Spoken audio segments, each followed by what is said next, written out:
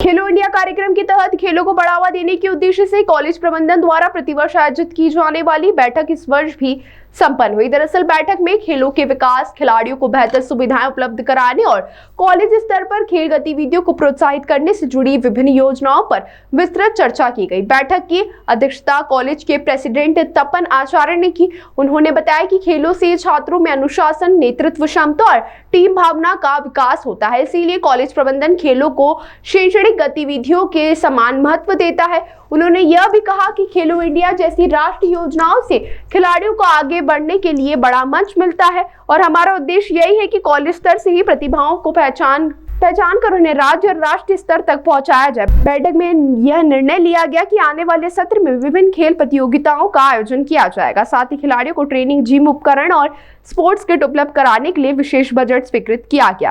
अंत में प्रेसिडेंट तपन आचार्य ने सभी सदस्यों को धन्यवाद देते हुए कहा, कॉलेज प्रबंधन खेलो इंडिया के लक्ष्य खेलों, बड़ों और देश को आगे बढ़ाओ को साकार करने के लिए निरंतर प्रयासरत रहेगा।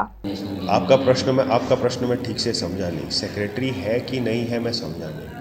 आपको, अगर आप मेरे पत्रकार बंधु हो, आपको खबर सही होनी चाहिए और मैं आपको एक सही खबर देता हूँ। आप मुझे पता नहीं किस सेक्रेटरी का, कोई स्टेट में यहाँ पे सेक्रेटरी है नहीं, क्योंकि यहाँ पे वो तो अपने आप को मानते हैं कि भैया वो लेटर लिख रहा है वो कि यहाँ पर गेम नहीं होने चाहिए। मैं आपको एक चीज़ बता देता हूँ, इस यहाँ पे एडॉक कमेटी लगी हुई है 1 साल पहले से।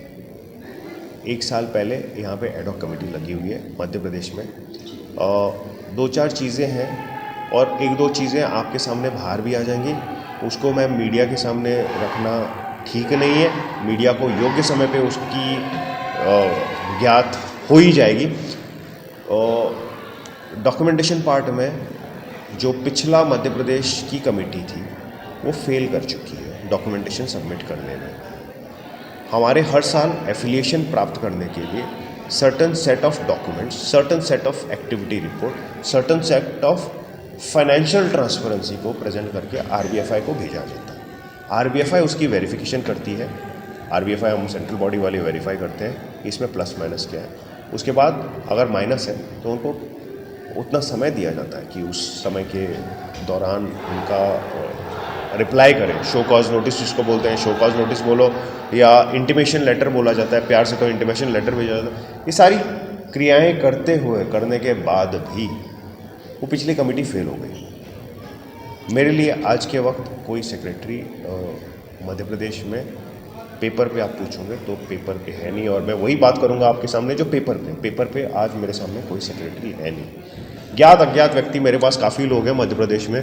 हमारे हेमंत भाई एडॉक कमेटी के मेंबर्स हैं कि काफ़ी मेहनत लेके इन्होंने ये गेम किया है, यहाँ पे सेटअप किया है आरबीएफआई के साथ ही। मतलब ये एडॉक कमेटी आरबीएफआई के साथ है। मध्य प्रदेश का अब तक कुछ बना नहीं है। एडॉक कमेटी जब तक फुल पावर में रहती है, एक्सटेंशंस लेके जब एडॉक कमेटी फंक्शनल होती है। अब आज की एजीएम में जो चल रही है, मैं आपको मीडिया बाइट देने के लिए 10 मिनट के लिए बाहर आया हूँ। मीटिंग चल रही है, मैंने चेयर किसी और को हैंड ओवर किया है कि आप लोगों को देर ना हो, इसलिए मैं बाहर आया हूँ। मीटिंग में आज इलेक्शन भी डिक्लेयर हो सकता है मध्य प्रदेश के, तो इसके लिए आप हमसे जुड़े रहिए। कुछ देर के बाद आपको हो सकता है कि मध्य प्रदेश के इलेक्शन की सूची भी मिल जाए घंटे भर में। अगर हेमंत भाई ने अच्छा काम किया होगा तो इलेक्शन अवश्य डिक्लेयर हो जाएगा। और जो फिर डेमोक्रेटिक तरीके से, लोकतंत्र गणतंत्र तरीके से उस इलेक्शन में सहभागी होना चाहते हैं, हम किसी को रोकेंगे नहीं। वो अपनी क्षमता खुद दिखाएं कि वो इलेक्ट होके वापस कहीं पे भी आने के लिए खुला है। जो कानून और कायदे में रह के हम जो नेशनल स्पोर्ट्स पॉलिसीज़ को फॉलो करते हुए ये प्रक्रिया करेंगे। ये एक एजेंडा का विषय नहीं है अब तक। एजेंडा जो है इलेक्शन का हमने ईसी मीटिंग में क्लियर कर चुके हैं हम, बट एक फॉर्मेलिटी होती है कि जनरल बॉडी के सामने उसको रख के क्लियर किया जाए। सर, के लिए